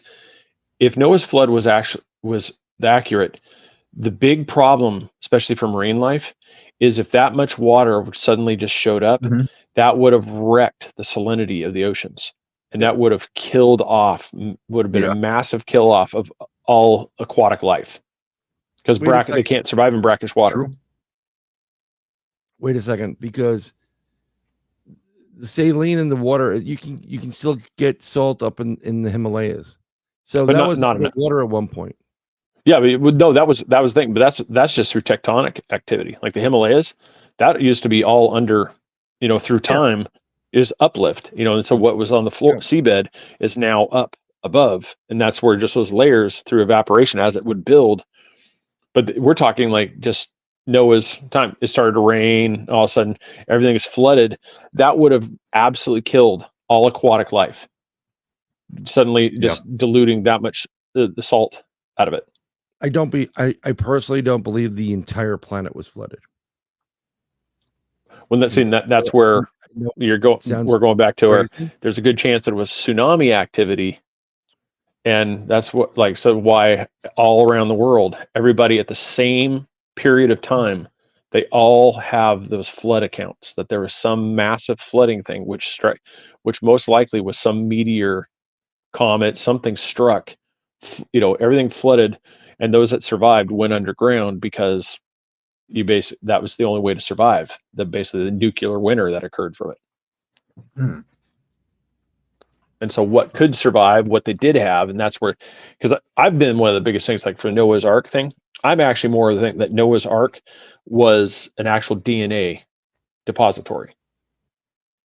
That's that kind of what we have modern day up in Norway, the seed vault, that's what that was. So that there was something that, at that time, whether you want to say it's the Anunnaki or, whoever was instructed to collect all these things, that you're collecting DNA samples because you knew there was an impact coming. There's no way to stop it. We couldn't divert it. So the only way to survive was to collect everything we could. And as soon as it hit, boom, now we can come back out and reseed and get things kicked off again, because you've got all the DNA stuff to actually bring everything back. Here's the problem. So if Noah was on and let's say Mount Ararat in Turkey, right? The Turkish mountains, I think. If he was in point A and he's getting all the DNA, well, how does he go from point A to the other end of the world, to the ass end of the world, to pick up all that other stuff to get it on the ship? Same way that supposedly 2 lions walked all the way to that same spot to climb onto that ship. What did he call Uber Eats? Yeah. So that's fire ants and 14 flying monkeys. Yeah. And that's where it just, that's where part of the dilemma comes from, where when you deal with, this is where it's, these cool discussions, it's like where I think it's more like allegory than it actually is, reality, like fact, is because when you think about it, what he's there, how did a monkey or something from South America get to the Middle East? How did these creatures get from there to there? There's no land bridge. There's no so is it, what's more believable, that God miraculously transported these, 2 crocodiles all the way from here, brought them over, dropped them off, and for this big ark to survive, or that there was some sort of DNA collection from time? And that's where you get to these actually where they're kind of a cool debate, because we don't know. Nobody knows the right or wrong answer. We just know that for us to believe that they could be transported across bodies of water to meet up with us and live on this boat without killing everything. I mean, good Lord, you got 2 rabbits, you got a couple of rabbits hanging next to, a python. How did it survive? It's just, that's great, Kate. Yeah. Noah's Ark theory debunked the flat earth theory. Drop the mic. Yep.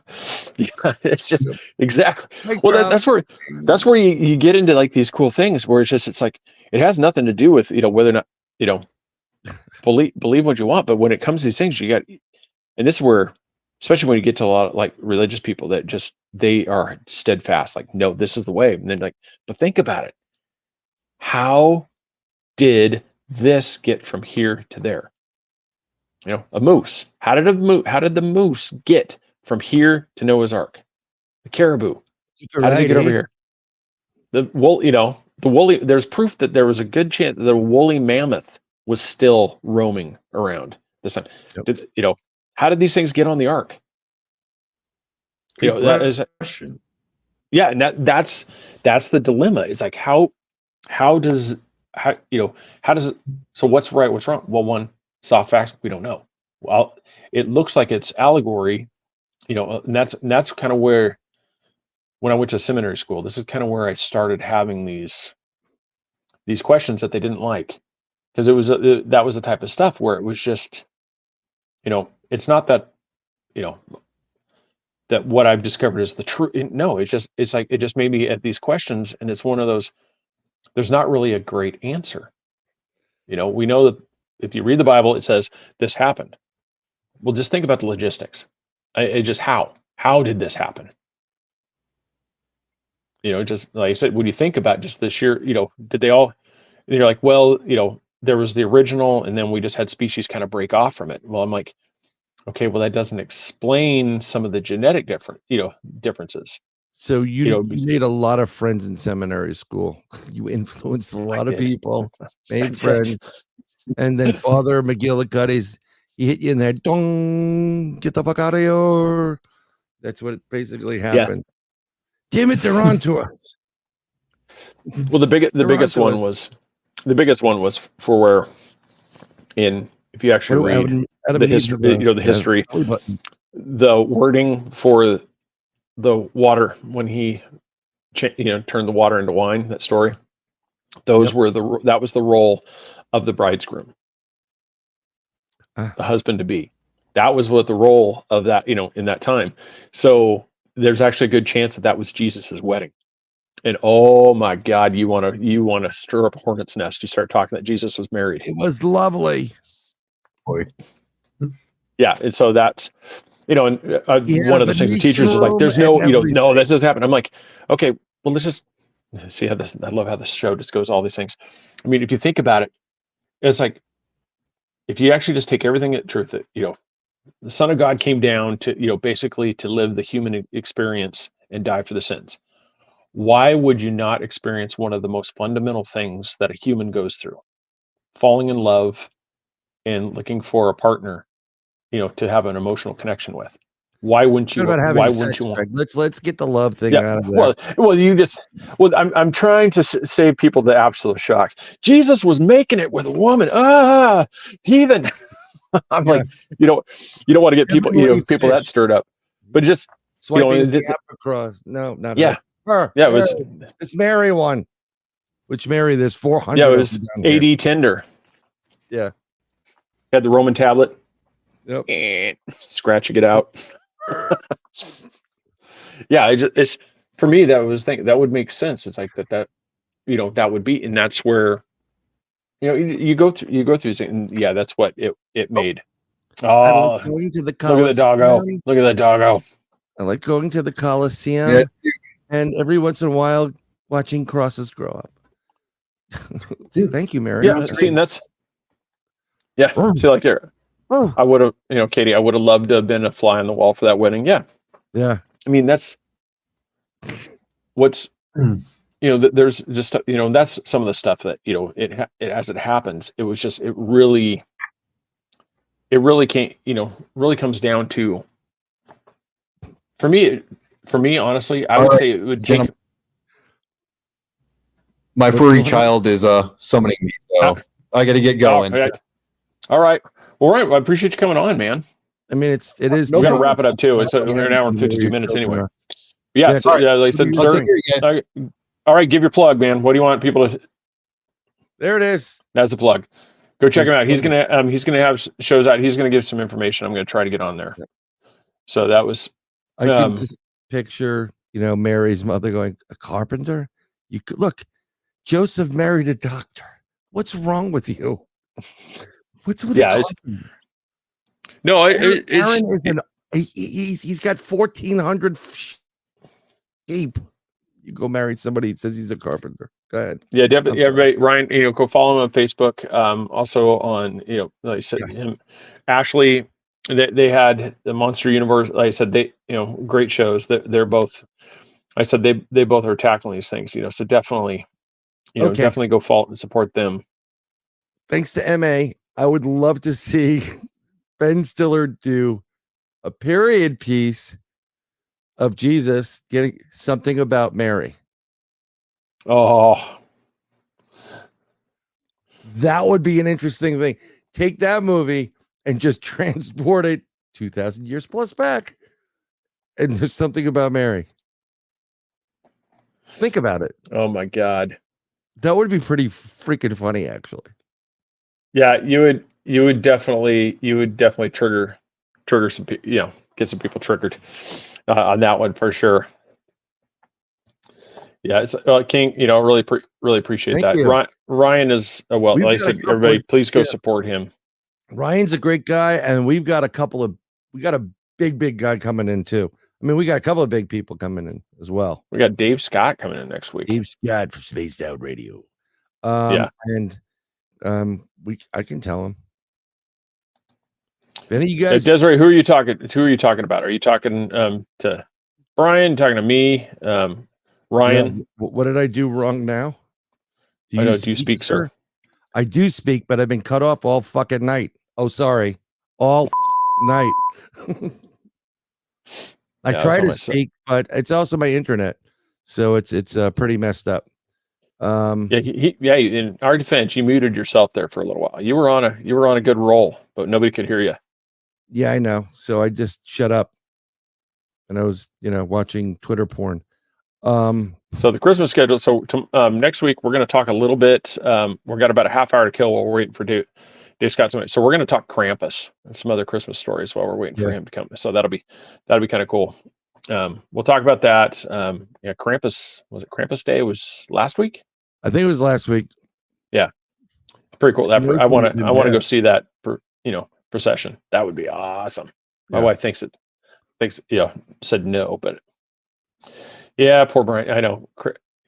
When I go on my little tirades, it's like Chris doesn't shut up. It's like one of the Golden Girls. No, only joking. I'm sorry. Desiree, hey, you're welcome. Thank you for tuning in. Appreciate it. Yeah, it's everybody. Once again, we thank everybody for the support, for watching. People that have subscribed.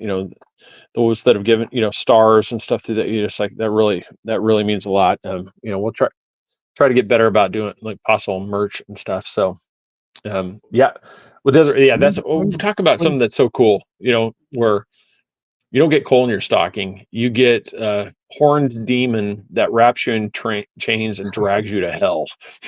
Like, hey, if that's not good enough to get the kids in bed, it's like, Santa's on his way, but if you don't, horned demon with chains is going to throw you in a sack and drag you to hell. So it's your choice. Go to bed.